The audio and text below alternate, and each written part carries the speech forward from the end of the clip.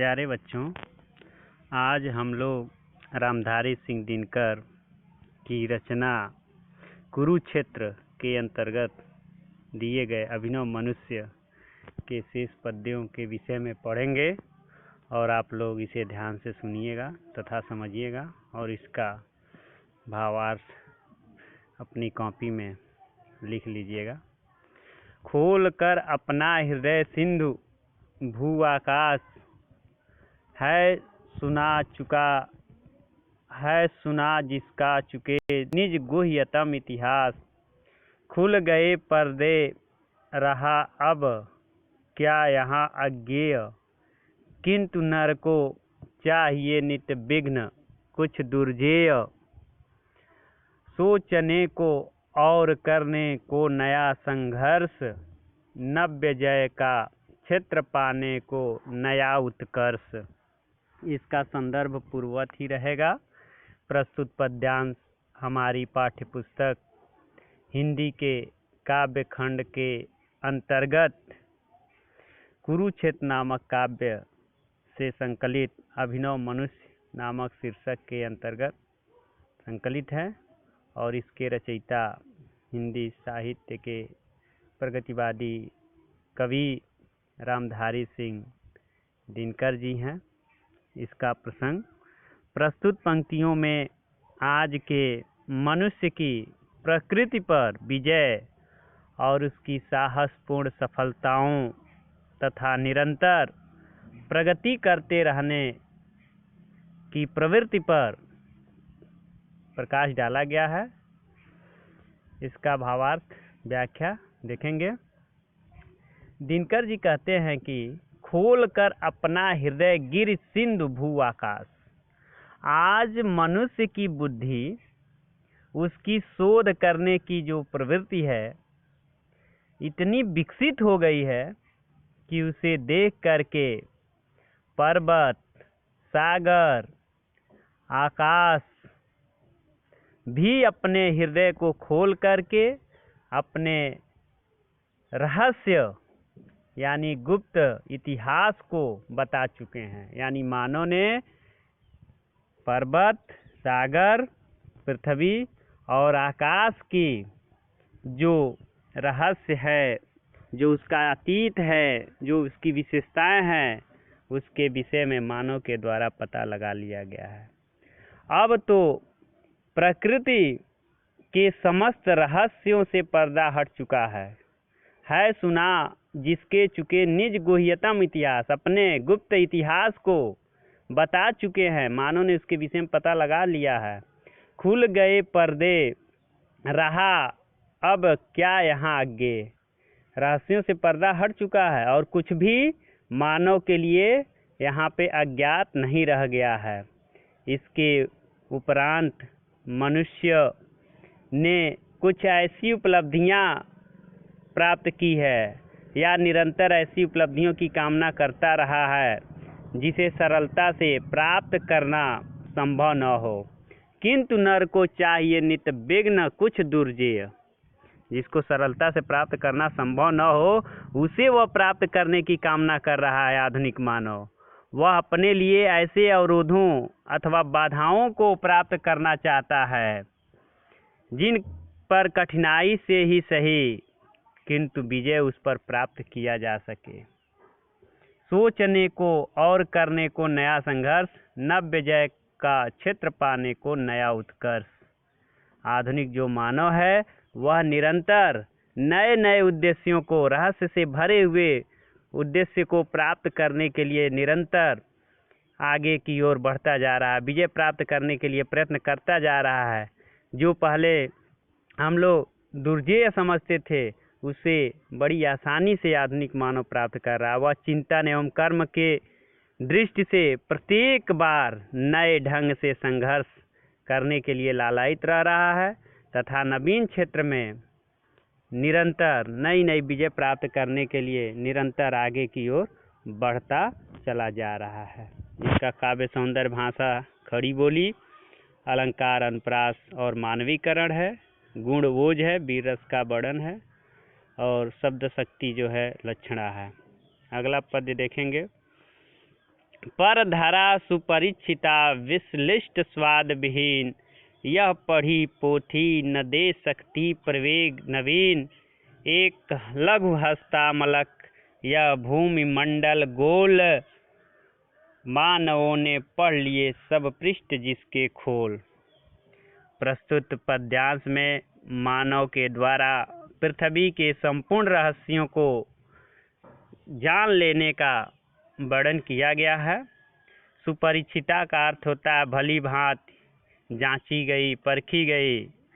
विश्लिष्ट बड़ा, और हस्तामलक जो दिया है हाथ में रखे गए आंवले के समान।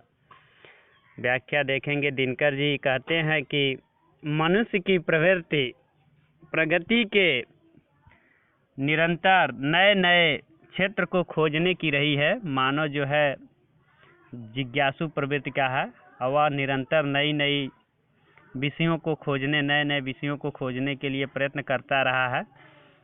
इसी के परिणाम स्वरूप मानव संपूर्ण पृथ्वी की भली भांति जांच परख करके देख लिया है।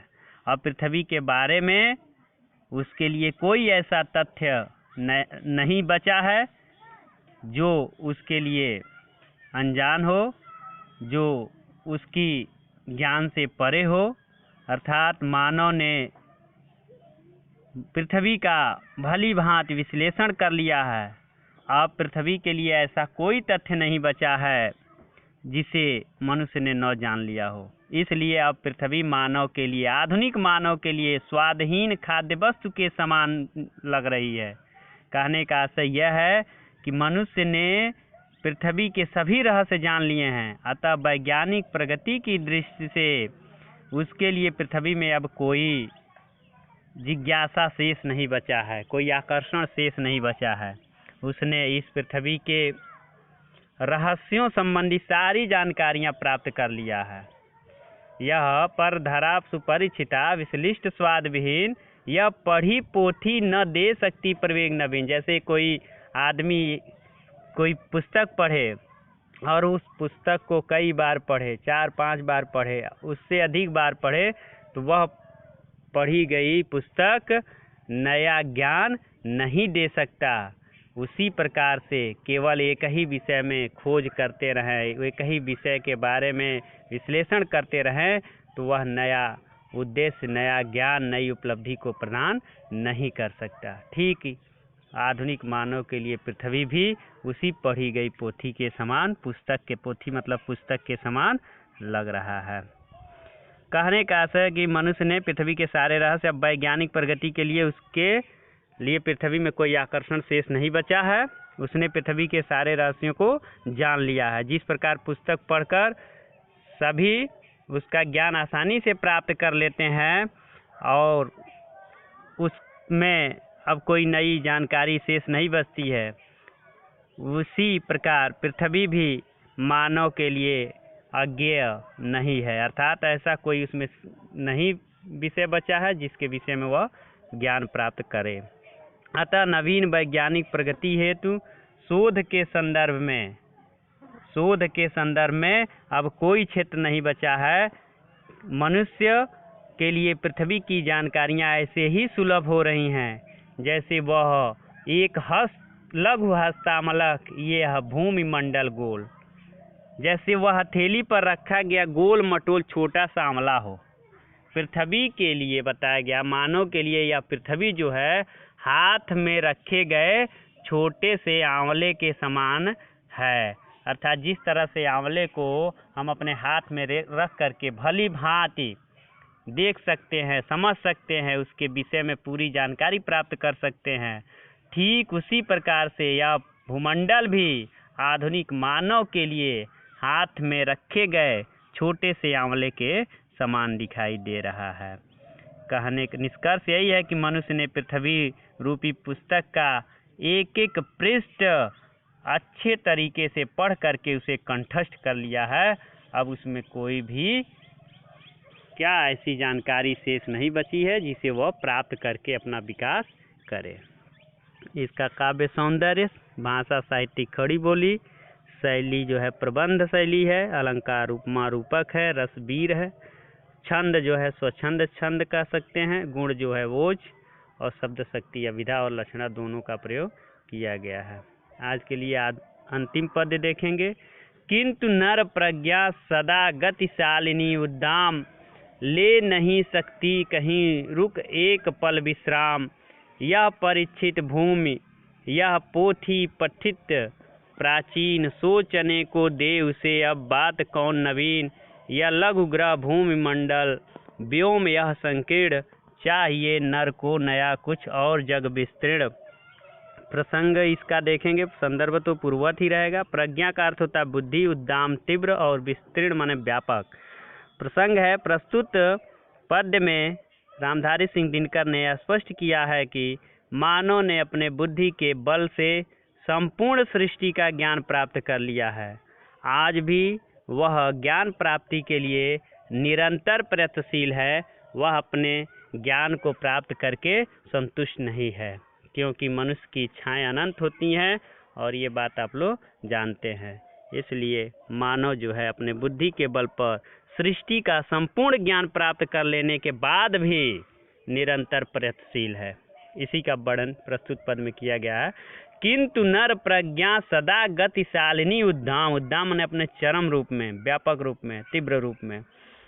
दिनकर जी कहते हैं कि मानव की बुद्धि सदैव गतिशालिनी है, आगे बढ़ने वाली है, वह रुकने वाली नहीं है। वह एक क्षण के लिए भी रुक नहीं सकती, वह एक पल के लिए भी विश्राम नहीं कर सकती, ले नहीं सकती कहीं रुक एक पल विश्राम, एक पल के लिए रुक नहीं सकती, एक पल के लिए विश्राम नहीं कर सकती।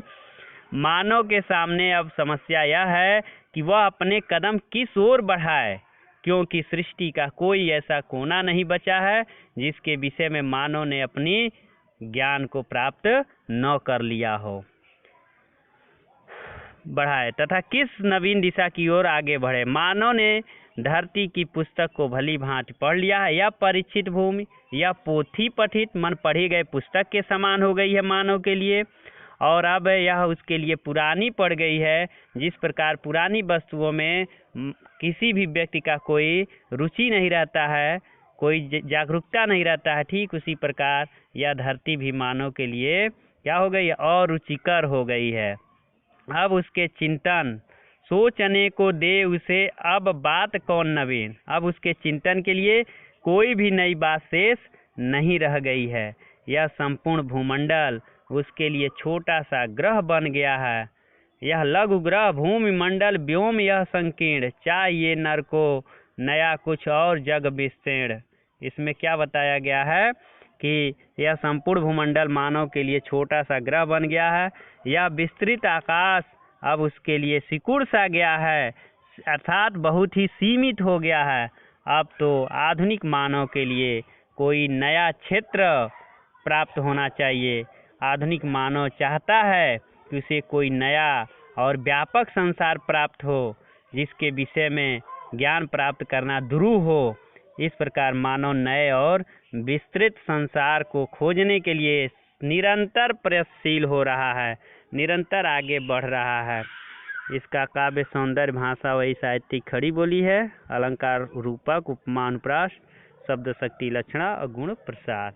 तो इस तीनों पद्यों को आप लोग अच्छे से पढ़ लेंगे और इसे समझ लेंगे और इसका व्याख्या अपनी नोटबुक की कॉपी में लिख लेंगे, और इसके शेष पद्यों को हम लोग कल पढ़ेंगे। तो आज के लिए इतना ही, धन्यवाद।